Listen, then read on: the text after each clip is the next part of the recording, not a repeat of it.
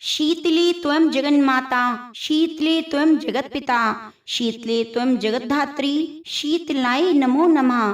प्रेम से बोलिए शीतला माता की जय।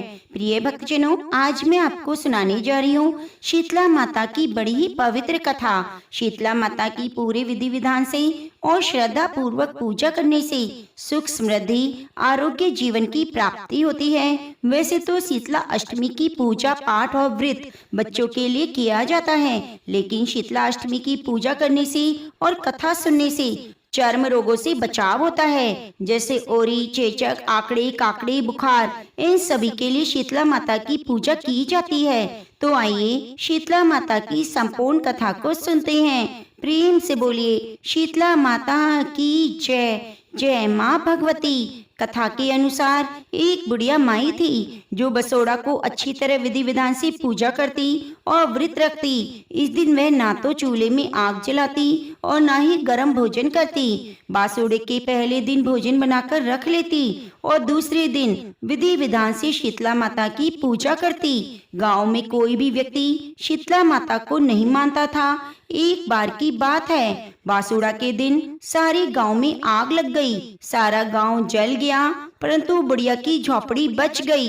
तो सारे लोग देखने लगे कि पूरा का पूरा गांव जलकर खाक हो गया है, परंतु बुढ़िया माई की झोपड़ी नहीं जली। चलो चलकर देखते हैं क्या बात है। सभी मिलकर बुढ़िया माई के घर गए और पूछा, आपका घर क्यों नहीं जला, क्या बात है। तो बुढ़िया माई बोली, मैं शीतला माता की पूजा करती हूँ, बासोड़ा के दिन ठंडा भोजन करती हूँ। आप लोग तो शीतला माता को नहीं मानते, इसलिए मेरी झोपड़ी तो शीतला माता की कृपा से बच गई और तुम्हारे घर जल गए। तो उसके बाद से पूरे गांव के लोग बासोड़ा के दिन अच्छी तरह विधि विधान से पूजा करते, ठंडा भोजन करते, माता की कथा को सुनते। जिस दिन शीतला माता को भोग लगाना हो, उसके एक दिन पहले ही भोजन बनाना चाहिए। हे शीतला माता, जैसे आपने बुढ़िया की रक्षा करी, वैसे हमारी करना, बाल बच्चों की करना, हर बीमारी से उन्हें बचाना। एक बार एक राजा के इकलौते पुत्र को शीतला चेचक निकली। उसी के राज्य में कांची पुत्र को भी शीतला निकली हुई थी। कांची परिवार बहुत गरीब था, पर देवी भगवती का उपासक था। वे धार्मिक दृष्टि से जरूरी समझे जाने वाले सभी नियमों को बीमारी के दौरान भलीभांति निभाता, घर में साफ सफाई का विशेष ध्यान रखता, नियम से देवी भगवती की पूजा करता। नमक खाने पर पाबंदी थी, सब्जी में ना तो छौंक लगता और ना ही कोई भुनी तली वस्तु जाती। गरम वस्तु न वह स्वयं खाता, न शीतला वाली लड़की को देता। ऐसा करने से उसका पुत्र शीघ्र ठीक हो गया। उधर जब से राजा के लड़के को शीतला का प्रकोप हुआ, तब से उसने देवी भगवती के मंडप में शतचंडी का पाठ शुरू करवा दिया। रोज हवन और बलिदान होते। राजा पुरोहित भी सदा भगवती के पूजन में निमग्न रहते। राजमहल में रोज कढ़ाई चढ़ती, विविध प्रकार की गर्म भोजन बनते, सब्जी के साथ मांस भी पकते। इसका परिणाम यह हुआ कि उन भोजनों की गंध से राजकुमार का मन मचल उठा। वह भोजन के लिए जिद करने लगा। एक तो राजपुत्र और दूसरा इकलौता, इस कारण उसकी अनुचित जिद भी पूरी कर दी जाती। इस पर शीतला का कोप घटने के बजाय बढ़ने लगा। शीतला के साथ साथ उसे बड़े बड़े फोड़े निकलने लगे, जिनमें खुजली और जलन अधिक होती थी। शीतला की शांति के लिए राजा जितने भी उपाय करता, शीतला का प्रकोप उतना ही बढ़ता जाता, क्योंकि अज्ञानतावश राजा के यहाँ सभी कार्य उल्टे होते जा रहे थे। इससे राजा और अधिक परेशान हो उठा। उसकी समझ में नहीं आ रहा था कि इतना सब होने के बाद भी शीतला का प्रकोप शांत क्यों नहीं हो रहा। एक दिन राजा के गुप्तचरों ने उन्हें बताया कि कांची पुत्र को भी शीतला निकली थी, पर वह बिल्कुल ठीक हो गया। यह जानकर राजा सोच में पड़ गया। मैं शीतला की इतनी सेवा कर रहा हूँ, पूजा अनुष्ठान कर रहा हूँ, पर मेरा पुत्र और अधिक बीमार होता जा रहा है, जबकि कांची पुत्र बिना सेवा पूजा के ही ठीक हो गया। इसी सोच में उसे नींद नहीं आई। श्वेत वस्त्र धारणी भगवती ने उसे सपने में दर्शन देकर कहा, हे राजन, मैं तुम्हारी सेवा अर्चना से प्रसन्न हूँ, इसलिए आज तुम्हारा पुत्र जीवित है। इसके ठीक ना होने का कारण यह है कि तुमने शीतला के समय पालन करने योग्य नियमों का उल्लंघन किया।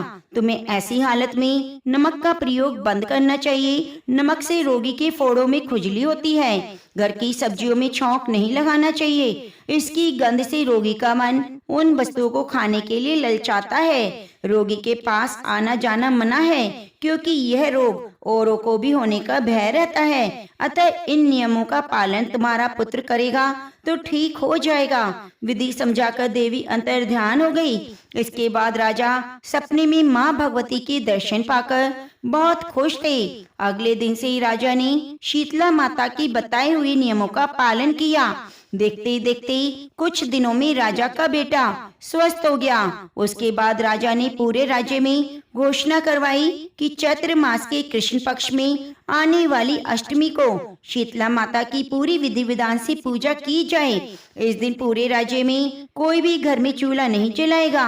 हर महीने अष्टमी तिथि के दिन व्रत रखकर कथा सुनी जाएगी। तो सारी जनता ने राजा के आदेश को पूरी श्रद्धा पूर्वक पालन किया। ऐसा करने से शीतला माता का आशीर्वाद प्राप्त हुआ और पूरे राज्य में कभी भी रोग व्याधि नहीं आई। तो इस तरह कोई भी व्यक्ति शीतला माता की पूजा करता है, कथा को सुनता है, तो वह बीमारियों से दूर रहता है। प्रेम से बोलिए शीतला माता की जय। एक गांव में ब्राह्मण दंपति रहते थे। दंपति के 2 बेटे और 2 बहुएं थी। बहुओं को लंबे समय के बाद बेटे हुए। इतने में शीतला अष्टमी का पर्व आया। घर में पर्व के अनुसार ठंडा भोजन तैयार किया गया। दोनों बहुओं के मन में विचार आया, यदि हम ठंडा बासी भोजन खाएंगे तो बीमार हो जाएंगे और बेटे भी अभी छोटे हैं। इस विचार के कारण दोनों बहुओं ने चोरी छिपे पशुओं के दाने तैयार करने के बर्तन में गुपचुप 2 बाटी तैयार कर ली। सास बहू शीतला माता की पूजा करके आई और शीतला माता की कथा सुनी। बाद में सास शीतला माता का भोजन करने बैठ गई, लेकिन दोनों बहुएं बच्चे रोने का बहाना बनाकर घर आ गईं। दाने के बर्तन से गरम गरम रोटला निकाला, चूरमा बनाया और पेट भर खाया। सास ने घर आने पर बहुओं से भोजन करने के लिए कहा। बहुएं ठंडा बासी भोजन करने का दिखावा करके घर के काम में लग गई। सास ने कहा, बच्चे कब के सोए हैं, उन्हें जगाकर भोजन करा लो। बहुएं जैसे ही बेटों को जगाने गईं, तो उन्हें मृत पाया। ऐसे बहुओं की करतूतों के फलस्वरूप शीतला माता के प्रकोप के कारण ऐसा हुआ था। बहुएं विवश हो गई और सास ने घटना जानने के बाद बहुओं को खूब डांटा। सास बोली, तुम लोगों ने शीतला माता का उल्लंघन किया है, इसलिए घर से निकल जाओ और बेटों को जिंदा स्वस्थ लेकर ही घर में पैर रखना। अपने मरे हुए बेटों को टोकरी में सुलाकर दोनों बहुएं घर से निकल जाती हैं। जाती जाती रास्ते में एक जीन वृक्ष दिखाई दिया। ये खेजड़ी का वृक्ष था। इसके नीचे और ही शीतला दोनों बहनें बैठी थी। दोनों के बालों में खूब सारी जुएं थी। बहुओं को थकान हो गई, इसलिए दोनों बहुएं औरी और शीतला के पास जाकर बैठ गई। इन दोनों ने शीतला और औरी के बालों से खूब सारी जुएं निकाली। जुओं का नाश होने से औरी और शीतला ने मस्तक में से शीतलता का अनुभव किया और कहा, तुम दोनों ने हमारे मस्तक को शीतल किया है, वैसे तुम्हारे पेट की शांति मिले। दोनों बहुएं एक साथ बोली, पेट का दिया हुआ ही लेकर हम मारी मारी भटक रही हैं, परंतु शीतला माता के दर्शन हुए नहीं। शीतला माता ने कहा, तुम दोनों पापीन हो, दुष्ट हो, तुम्हारा तो मुंह देखने भी योग्य नहीं। शीतला अष्टमी के दिन ठंडा भोजन करने के बदले तुम दोनों ने गर्म भोजन कर लिया। यह सुनते ही बहुओं ने शीतला माता को पहचान लिया। देवरानी जिठानी ने दोनों माताओं का वंदन किया। गिड़गिड़ाते हुए कहा, हम तो भोली भाली हैं, अनजाने में हमने गरम ताजा भोजन खा लिया। आपके प्रभाव को हम नहीं जानती थी। आप हम दोनों को क्षमा करें, हम पुनः ऐसा कार्य नहीं करेंगी। उसके बाद करुणा भरे वचनों को सुनकर माता प्रसन्न हुई। शीतला माता ने मृतक बालकों को जीवित कर दिया। बहुएं तब अपने बच्चों को साथ लेकर आनंद से गांव वापस आई। गांव के लोगों ने जाना कि दोनों बहुओं को शीतला माता के साक्षात दर्शन हुए। दोनों का धूमधाम से स्वागत किया गया। बहुओं ने कहा, हम गांव में शीतला माता का मंदिर बनवाएंगी। चैत्र मास में शीतला अष्टमी के दिन ठंडा भोजन खाएंगी। उसके बाद से सारे गांव वाले शीतला माता की पूजा बड़ी धूमधाम से करने लगे, बासी भोजन करने लगे।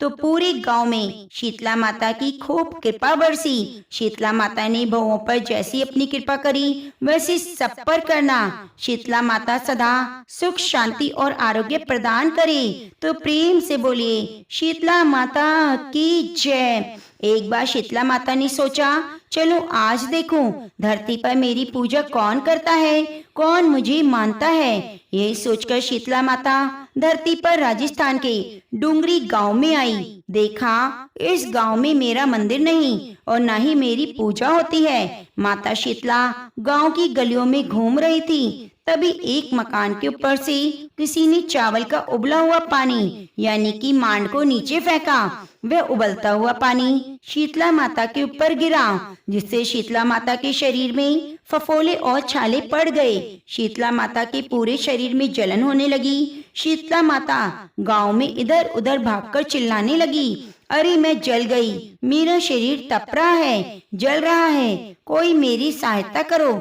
लेकिन उस गांव में किसी ने शीतला माता की सहायता नहीं की। वहीं अपने घर के बाहर एक कुम्हारिन महिला बैठी थी। उस कुम्हारिन ने देखा, अरे यह बूढ़ी माई तो जल गई है, इसके शरीर में तपन है, पूरे शरीर में फफोले पड़ गए हैं, वह तपन सहन नहीं कर रही। तब उस कुम्हारिन ने कहा, हे माँ, तू यहाँ आकर बैठ, मैं तेरे शरीर के ऊपर ठंडा पानी डालती हूँ। कुम्हारिन ने उस बूढ़ी माई पर खूब ठंडा पानी डाला और बोली, हे माँ, मेरे घर में रात की बनी हुई राबड़ी रखी है, थोड़ा दही भी है, तू दही राबड़ी खा ले। बूढ़ी माई ने ठंडी ज्वारे के आटे की राबड़ी और दही खाया तो शरीर को ठंडक मिली। तब उस कुम्हारिन ने कहा, माँ बैठ, तेरे सर के बाल बहुत बिखरे हैं, ला मैं तेरी चोटी गूंद देती हूँ। कुम्हारिन ने माई की चोटी गूंदने के लिए कंघी बालों में करती रही। अचानक कुम्हारिन की नजर बूढ़ी माई के सिर के पीछे पड़ी तो कुम्हारिन ने देखा एक आंख बालों के अंदर छुपी है। यह देखकर वह कुमारिन डर गई। तभी उस बूढ़ी माई ने कहा, रुक बेटी, तू डर मत, मैं कोई भूत प्रेत नहीं, मैं शीतला देवी हूँ। मैं इस धरती पर देखने आई थी कौन मुझे मानता है, कौन मेरी पूजा करता है। इतना कहकर माता 4 भुजा वाली हीरे जवाहरात के आभूषण पहने, सिर पर स्वर्ण मुकुट धारण किए अपने असली रूप में प्रकट हो गई। माता के दर्शन करके कुमारिन सोचने लगी, अब मैं गरीब इन माता को कहाँ बिठाऊं। माता बोली, बेटी किस सोच में पड़ गई। तब उस कुम्हारिन ने हाथ जोड़कर आंखों में आंसू बहाते हुए कहा, माँ, मेरे घर में तो चारों तरफ दरिद्रता बिखरी हुई है, मैं आपको कहाँ बिठाऊं। मेरे घर में चौकी नहीं, बैठने का आसन नहीं। तब शीतला माता प्रसन्न होकर उस कुम्हारिन के घर पर खड़े हुए गधे पर बैठकर एक हाथ में झाड़ू दूसरे हाथ में डलिया लेकर उस कुम्हारिन के घर की सारी गरीबी को झाड़कर डलिया में भरकर फेंक देती है और कुम्हारिन से कहा, बेटी, मैं तेरी भक्ति से प्रसन्न हूँ, अब तुझे जो चाहिए वरदान मांग। तब कुम्हारिन ने हाथ जोड़कर कहा, हे माता, मेरी इच्छा है आप इसी डोंगरी गांव में स्थापित रहें, यही निवास करें। जिस प्रकार मेरी गरीबी दूर करी वैसे सभी की अपने भक्तों की करना। जो भी होली के बाद की सप्तमी अष्टमी को भक्ति भाव से पूजा करके आपको ठंडा जल दही बासी भोजन चढ़ाए, उसकी घर की गरीबी को दूर करना। पूजा करने वाली महिलाओं का अखंड सुहाग देना, उनकी गोद हमेशा भरी रहे। साथ ही जो पुरुष शीतला अष्टमी को नाई के यहाँ बाल ना कटवाए, धोबी को कपड़े धुलने ना दे, पुरुष भी आप पर ठंडा जल चढ़ाकर नारियल फूल चढ़ाकर परिवार से ठंडा बासी भोजन करे तो उसकी काम धंधे में खूब बरकत करना। तो शीतला माता तथास्तु कहती है, बोलती हैं, हे बेटी, तूने जो वरदान मांगा वह सब तुझे देती हूँ, तुझे आशीर्वाद देती हूँ कि मेरी पूजा का मुख्य अधिकार इस धरती पर सिर्फ कुम्हारिन जाति को होगा। तभी उस दिन से डूंगरी गांव में शीतला माता स्थापित हो गई और गांव का नाम हो गया शील की डूंगरी। शील की डूंगरी भारत का एकमात्र मुख्य मंदिर है। शीतला सप्तमी के दिन यह बहुत विशाल मेला लगता है। तो प्रेम से बोलिए शीतला माता की जय। एक राजा थे, उनकी 2 रानियां थी। बड़ी रानी के कोई संतान नहीं थी, छोटी रानी का पुत्र था। राजा छोटी रानी और राजकुमार को बहुत प्यार करता था। बड़ी रानी छोटी रानी से ईर्ष्या करने लगी। बड़ी रानी राजकुमार के प्राण हर लेना चाहती थी। एक दिन राजकुमार खेलता खेलता बड़ी रानी के चौक में चला गया। बड़ी रानी ने राजकुमार के गले में एक काला सांप डाल दिया। छोटी रानी दशा माता का व्रत करती थी। राजकुमार दशा माता का दिया हुआ था। दशा माता की कृपा से राजकुमार के गले में सांप बिना नुकसान पहुंचाए चला गया। दूसरे दिन बड़ी रानी ने लड्डुओं में जहर मिलाकर राजकुमार को खाने के लिए दिया। राजकुमार जैसे ही लड्डू खाने लगा तो दशा माता एक दासी का रूप धारण करके आई और राजकुमार के हाथ से लड्डू छीन लिया। बड़ी रानी का यह बार भी खाली गया। रानी को बड़ी चिंता हुई कि किसी भी तरह से राजकुमार को मारना है। तीसरे दिन जब राजकुमार फिर बड़ी रानी के आंगन में खेलने गया तो रानी ने उसे पकड़कर गहरे कुएं में ढकेल दिया। क्योंकि कुआं बड़ी रानी के आंगन में बना था, इसलिए किसी को पता नहीं चला कि राजकुमार कहाँ गया। लेकिन जैसे ही बड़ी रानी ने राजकुमार को कुएं में धकेला तो दशा माता ने उसे बीच में रोक लिया। इधर दोपहर हो जाने पर राजकुमार की न लौटने पर राजा और छोटी रानी को चिंता सताने लगी। दशा माता को भी इस बात की चिंता हुई राजकुमार को उसकी माता पिता के पास किस प्रकार पहुंचाया जाए। राजकुमार को तलाश करने वाले कर्मचारी निराश होकर बैठ गए। राजा और छोटी रानी पुत्र शोक में रोने लगे। तब दशा माता ने भिखारी का रूप धारण किया और राजकुमार को गले से लगाए राजद्वार पर पहुंची। वह राजकुमार को एक वस्त्र में छिपाए हुए भिक्षा मांगने लगी। सिपाहियों ने उसे दुत्कार कर कहा, तुम्हें भिक्षा की पड़ी है और यहाँ राजकुमार खो गया है। सारे लोग दुख और चिंता से व्याकुल है। इस पर दशा माता बोली, भाइयों, पुण्य का प्रभाव बड़ा ही विचित्र है। यदि मुझे भिक्षा मिल जाए तो संभव है खोया हुआ राजकुमार लोगों को मिल जाएगा। यह कहकर वह देहरी पर पैर रखने लगी। सिपाहियों ने उसे आगे बढ़ने से रोका। उसी समय दशा माता ने बालक का पैर वस्त्र से बाहर कर दिया। सिपाहियों ने समझा कि कुंवर उसके हाथों में है, इसलिए उसे अंदर जाने दिया। दशा माता कुंवर को लेकर भीतर चली गई। उसने राजकुमार को चौक में छोड़ दिया और वापस चली गई।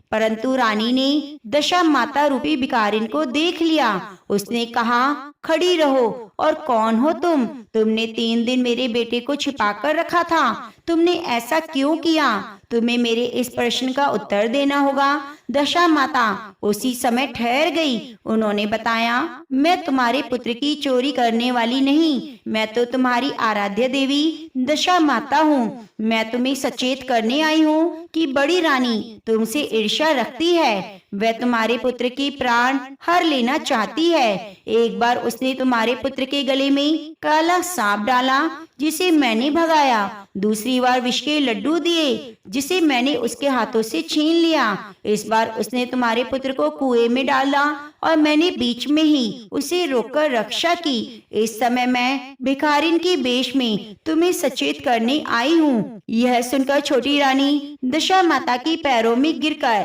क्षमा मांगने लगी। छोटी रानी विनती भाव से बोली, जैसी कृपा आपने मुझ पर दर्शन देकर की, मैं चाहती हूँ आप सदैव इस महल में निवास करें और मुझसे जो सेवा पूजा होगी वह मैं करूँगी। इस पर दशा माता बोली, मैं किसी के घर में नहीं रहती। जो श्रद्धा पूर्वक मेरा ध्यान और स्मरण करता है, मैं उसी के हृदय में निवास करती हूँ। मैंने तुम्हें साक्षात दर्शन दिए, इसलिए तुम सुहागिनों को बुलाकर उन्हें यथाविधि आदर सत्कार के साथ भोजन कराओ। नगर में ढिंडोरा पिटवा दो कि सभी लोग मेरा डोरा लें और इस व्रत को करें। इतना कहकर दशा माता अंतर ध्यान हो गई। रानी ने अपने राज्य की सौभाग्यवती स्त्रियों को निमंत्रण देकर बुलाया और उपटन से लेकर सिर से आभूषण तक श्रृंगार कर उनकी यथाविधि सेवा करके भोजन कराया और दक्षिणा में गहने देकर विदा किया। रानी ने अपने राज्य में ढिंडोरा पिटवा दिया कि अब से सब लोग दशा माता का डोरा लिया करें। तो प्रेम से बोलिए दशा माता की जय। एक सास और बहू थी। बहू का पति विदेश गया हुआ था। एक दिन सास ने बहू से अग्नि लाकर भोजन बनाने को कहा। बहू गांव से अग्नि लेने चली गई, लेकिन किसी ने अग्नि नहीं दी। कहा जब तक दशा माता की पूजा ना हो जाए अग्नि नहीं मिलेगी। बहू खाली हाथ घर लौट आई। उसने सास से कहा गांव में दशा माता की पूजा है, इसलिए कोई अग्नि नहीं देता। शाम को सास अग्नि लेने गई, तभी स्त्रियों ने कहा सवेरे बहू आई थी, परंतु हमारे यहाँ पूजा नहीं हुई थी, इसी कारण अग्नि नहीं दी। ऐसा कहकर उन्होंने सास को अग्नि दे दी, क्योंकि अब माता की पूजा हो चुकी थी। सास अग्नि लेकर घर के दरवाजे पर पहुंची थी कि एक व्यक्ति बछड़ा लिए आया। उसके पीछे गाय भी आ रही थी, जिसने अभी अभी बछड़ा दिया था। सास ने उस व्यक्ति से पूछा क्या इस गाय ने पहली बार बछड़ा दिया है? आदमी ने कहा हाँ, पहली बार दिया है। सास ने बहू से कहा हम तुम भी दशा माता का गंडा लेंगे, व्रत करेंगे। दोनों ने गंडे की पूजा की। सास बहू 10-10 मोटी रोटी बनाती, 21वीं रोटी गाय को दी। दशा माता की पूजा करने के बाद सास बहू दोनों पारण करने बैठ गई। उसी समय बहू का पति विदेश से आ गया। उसने दरवाजे पर से आवाज लगाई। सुनकर माँ ने मन में कहा कि पारण कर चुकूंगी तब दरवाजा खोलूंगी। बहू ने अपनी थाली का अन्न इधर उधर करके जल्दी से पानी पिया और उठ खड़ी हुई। उसने तुरंत जाकर दरवाजा खोल दिया। पति ने पूछा माता कहाँ है? बहू ने कहा वे तो अभी पारण कर रही हैं। पति बोला इतने दिनों तक न जाने तू कैसे रही, माता लाएगी तब जल पीऊंगा। माता पारण कर अपनी थाली धोकर पी चुकी थी। तब लड़के के पास गई। माता ने थाली परोसी, फिर बेटा भोजन करने बैठ गया। हाथ में प्रथम ग्रास लिया। फरों के टुकड़े जो बहू ने थाली से फेंक दिए थे उचक कर लड़के के सामने आने लगे। लड़की ने माँ से पूछा। माँ बोली बहू जाने। सुनते ही लड़का आग बबूला हो गया। जिसके चरित्र की तुम साक्षी नहीं, उसको अभी बाहर करो। माता ने पुत्र को हर तरह से समझाया, परंतु उसने एक ना मानी। वे यह कहता रहा उसे बाहर निकालो, तभी मैं घर में रहूंगा। माँ ने सोचा बहू को थोड़ी देर की बाहर कर देती हूँ, थोड़ी देर में लड़के का गुस्सा शांत हो जाएगा, फिर बहू को वापस अंदर बुला लूंगी। सास ने बहू से कहा घर के दरवाजे से बाहर निकालकर बरामदे की छत के नीचे खड़ी रहे।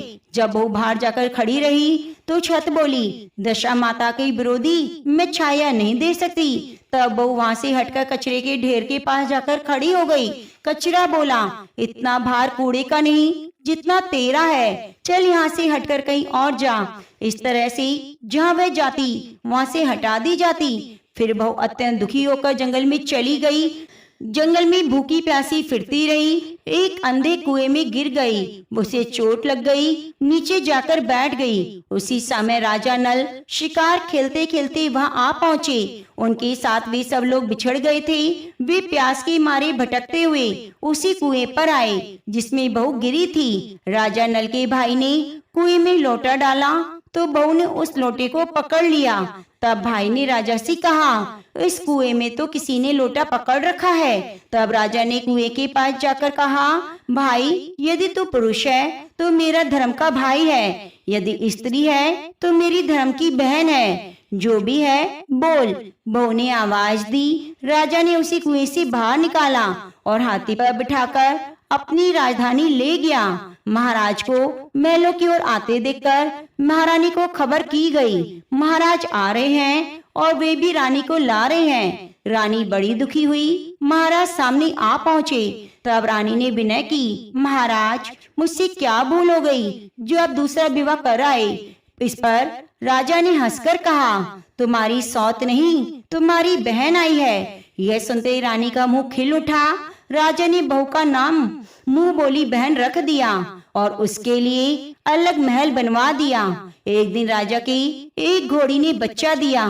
तब वह बहन से बोली, अपनी दासी से पूछो क्या घोड़ी ने पहली बार बच्चा दिया है या दूसरी तीसरी बार। दासी ने जवाब दिया, पहली बार दिया है। तब बहन ने रानी से कहा, आओ भाभी, हम तुम दोनों दशा माता का डोरा लें। रानी ने पूछा, किसके डोरे और कैसे डोरे, वो मुझे समझाओ। बहन ने कहा, दशा माता की व्रत का नियम है, पहले पहर जब गाय या घोड़ी कोई स्त्री बच्चा देती है तो डोरा लेकर व्रत प्रारंभ करते हैं। 9 व्रत करने के बाद 10वें दिन डोरे का पूजन करके विसर्जन किया जाता है। इसी के साथ उनको पारण के नियम बताए। तब रानी बोली, ननद जी ये कैसा व्रत है। ननद बोली, भाभी जी मुझसे जो चाहती हो सो कह लो, परंतु व्रत के बारे में कुछ मत कहो। मैं इसी व्रत के पालन में गलती करने के कारण मारी मारी फिरती हूँ, तुम्हारे द्वार आई हूँ। ऐसा कहते हुए बहन ने पूर्ण श्रद्धा से डोरा लिया। 9 दिन व्रत किए, कथा कही। 10वें दिन विधिवत पूजन किया, गोला फर्रा बनाए, शाम को पारण किया। उसी समय बहन के पति को माता से आज्ञा लेकर अपनी स्त्री का पता लगाने के लिए निकल पड़ा। ढूंढता हुआ राजा नल की राजधानी पहुंचा।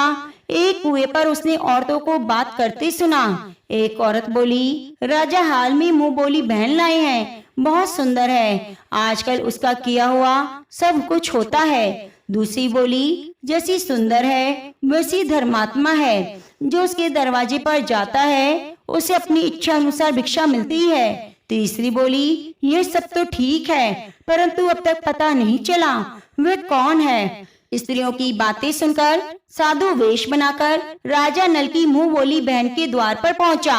आवाज लगाई तो सेवक उसे भिक्षा देने लगे।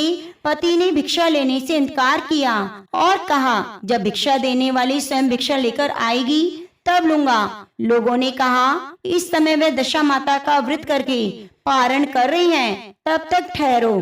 पति चुपचाप बैठ गया। पारण करने के बाद जब वे बाहर मोती लेकर आई, परंतु पति को पहचान कर मुस्कुराती हुई लौट गई।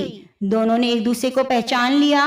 रानी ने ननंद को मुस्कुराते हुए पूछा, आज इस परदेशी को देखकर क्यों हंसी, इसका क्या कारण है। तो उसने उत्तर दिया, हमारे घर वाले हैं। रानी ने राजा से कहा, तुम्हारी मुंह बोली बहन के घर वाले आए हैं। राजा ने कहा, उनसे कह दिया जाए वापस घर जाकर अपनी हैसियत से आए, तब मैं अपनी बहन की विदाई करूंगा। बहन का पति वापस चला गया। घर जाकर बहन के पति ने माता से कहा, तुम्हारी बहू राजा नल के यहाँ उसकी बहन बनकर रहती है, नियम धर्म निभाती है। तब माता ने आज्ञा दी, तुम उसे ले आओ। वे डोली कहार लेकर राजा नल के नगर पहुंचा। राजा ने अपनी हैसियत से स्वागत किया।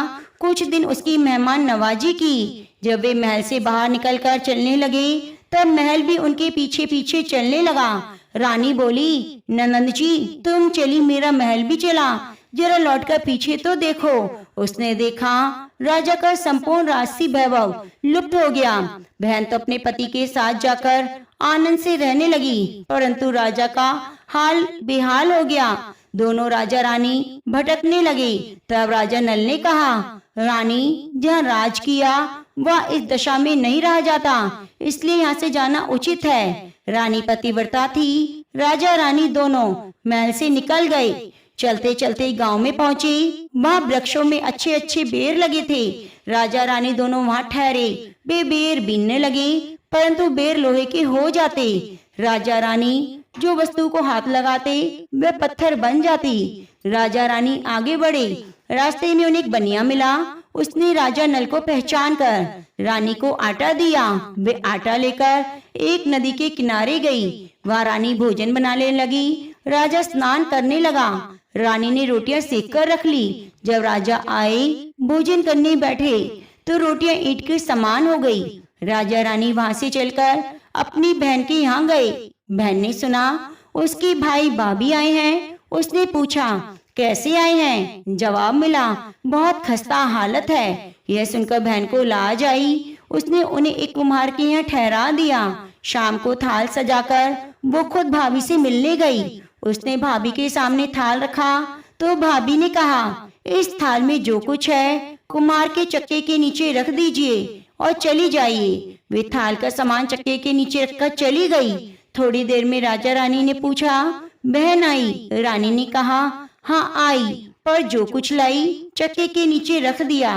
राजा ने देखा कंकड़ पत्थर के सिवा कुछ नहीं था। राजा समझ गया ये सब कुदशा है। फिर वह चलकर अपने मित्र के घर गए। मित्र ने सुना उसके मित्र नल आए हैं तो उन्होंने पूछा, कैसे आए हो? इन लोगों ने कहा, बहुत खस्ता हालत में हैं। मित्र ने दुखी होकर कहा, जैसे भी आए आखिर मित्र हैं। मित्र ने बड़े आदर भाव से स्वागत किया, भोजन कराया, एक कमरे में सोने के लिए पलंग बिछवा दिया। उस कमरे की खिड़की पर 9 लक्खा हार टंगा हुआ था। आधी रात के समय राजा सो गए। रानी ने देखा हार वाली खूंटी के पास वाली दीवार पर एक मोर का चित्र बना हुआ है। वह मोर हार को धीरे धीरे निगल रहा है। रानी ने राजा को जगाकर वह दृश्य दिखाया।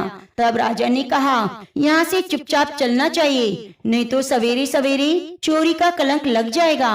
राजा रानी दोनों रात को उठकर भाग चले। वहाँ से चलकर एक अन्य राजा की राजधानी में पहुँचे। वहाँ सदाव्रत किया जाता था। राजा रानी दोनों सदाव्रत में पहुँच गए, परंतु उस समय सदाव्रत बंद हो चुका था। वहाँ के राजा के कर्मचारियों ने कहा, राजा रानी न जाने कहाँ से आए हैं, इनको मुट्ठी भर चने दे दो। राजा रानी दोनों ने कहा, हम इस पर कर अनादर और कुवचन के साथ सदाव्रत अस्वीकार करते हैं। अगर ऐसी कंजूसी है तो सदाव्रत का दिखावा क्यों? इस पर धन अध्यक्ष गुस्सा हुआ और कहा, हमारे राजा को कंजूस कहते हो, इनको हवालात में बंद कर दो। इस तरह राजा रानी दोनों कोठरी में बंद हो गए। जिस कोठरी में राजा रानी कैद थे उसी के सामने आम रास्ता था। एक महल रानी राजा की घुड़साल को पार करके उसी रास्ते से निकला करती थी। एक दिन वह देर से आई, तब रानी ने उससे पूछा, आज देर कहाँ हो गई? बोली, आज राजा की एक घोड़ी ने पहली बार बच्चा दिया है। तब रानी ने राजा से कहा, एक बार मैंने तुम्हारी मुंह बोली बहन की दशा डोरे लेने का अनादर किया, उसी दिन से हमारी दशा खराब हुई, इसलिए आज मैं दशा डोरा लेती हूँ। राजा ने पूछा, पूजा की सामग्री कहाँ से आएगी? रानी ने कहा, दशा माता सब करेगी। तब 9 तार राजा के पार की और 1 तार अपने आंचल का लेकर रानी ने डोरा बनाया और उसी समय से व्रत ठान लिया। थोड़ी देर में उस देश का राजा खुद घोड़े का बछड़ा देखने उसी रास्ते से निकला। राजा ने नल दमयंती दोनों को बंद देखकर पूछा, ये लोग कौन हैं? किस कारण से, किस अपराध के कारण बंद हैं? पहरेदारों ने बताया, ये भिक्षा लेने आए, आपको गालियां देते थे, इसी कारण बंद हैं। राजा ने कहा, ये तो कोई अपराध नहीं, इनको संतुष्ट करना चाहिए, इसको अभी कैसे बाहर निकालो। राजा की आज्ञा सुनकर उसी समय नल दमयंती को कोठरी से निकाल दिया गया। राजा ने उनके पाँव में पद्म और माथे पर चंद्रमा का चिन्ह देखकर पहचान लिया कि राजा नल और दमयंती हैं। तब उन्होंने विनीत भाव से क्षमा मांगी और हाथी पर बिठाकर महल में ले गए। कुछ दिनों के बाद राजा नल पूरी सज धज कर अपनी राजधानी की ओर चले। पहले वे मित्र के यहाँ गए। मित्र ने राजा नल के आने की खबर पूछी। मित्र कैसे आए हैं? लोगों ने कहा, बहुत ठाट बाट से आए हैं। मित्र ने कहा, अच्छी बात है, आने दो, आखिर मित्र है। राजा रानी दोनों मित्र के महल में गए। मित्र ने स्वागत किया, फिर उसी स्थान पर ठहराया जब पहले ठहराया था। आधी रात के समय राजा सो रहा था, रानी पैर दबा रही थी। रानी ने देखा मोर का चित्र जो हार निगल गया था वही उगल भी रहा है। रानी ने राजा को उठाकर दिखाया। राजा ने भी अपने मित्र को बुलाकर दिखाया। तब मित्र बोला, मैंने ना तुम्हें जब चोर माना था ना अब मानता हूँ, ये सब कुदशा का परिणाम था। आप निश्चिंत रहिए, मेरे मन में कोई बुरा भाव नहीं। वहाँ से चलकर राजा फिर बहन के यहाँ पहुँचा। उसने सुना राजा आए हैं तो वह बोली। बहन ने पूछा, कैसे आए हैं? लोगों ने कहा, बहुत ठाट बाट के साथ आए हैं। उसने कहा, महल में आ जाएं। तब राजा नल अपने हाथी पर चढ़कर बहन के महल की ओर बढ़ा। रानी बोली, आप बहन के घर जाइए, मैं तो उसी कुम्हार के घर जाकर ठहरूंगी जिसके यहाँ पहले ठहरी थी। रानी कुम्हार के यहाँ ठहरी, राजा बहन के यहाँ गए। शाम को ननंद भाभी के लिए थाल सजा कर लाई, भाभी के सामने रख दिया। भाभी ननंद से नाराज थी क्योंकि रानी के मन में था, पिछली बार ननंद जी उसके लिए कंकड़ पत्थर लाई। यह देखकर ननंद बोली, मुझसे तो जो कुछ हो सका पहले लाई और अब भी लाई। सचमुच जब कुम्हार का चक्का उठाकर देखा तो उसके नीचे हीरे मोती निकले। रानी देखकर हैरान हो गई, बोली, ननंद जी तुम्हारा दोष नहीं, यह सब मेरी कुदशा का परिणाम था। रानी ने ननंद का लाया हुआ सामान स्वीकार किया, परंतु दशा माता का पूजा का न्योता ना दिया। वहाँ से राजा और रानी आगे चले, नदी के तट पर जा पहुँचे, जहाँ पड़ाव डाल दिया। राजा के लिए भोजन तैयार होने लगा। जब भोजन तैयार हो गया, राजा भोजन करने बैठा। पिछली बार जो रोटियां ईंट की हो गई थी वही रोटियां बन गई। राजा ने पूछा, ये सब क्या हुआ? रानी बोली, पिछली बार जब आए थे मैंने कुछ रोटियां बनाई, वे सब रोटियां ईंट की बन गई। उसी दिन मैंने आपको नहीं बताया, वरना आप मेरी बात नहीं मानते। अब राजा रानी सेना सहित आगे बढ़े। राजा नल की फौज अपनी राजधानी के पास पहुंची। सबने राजा का पहचान लिया, बहुत खुश हुए, उन्हें महल में ले गए।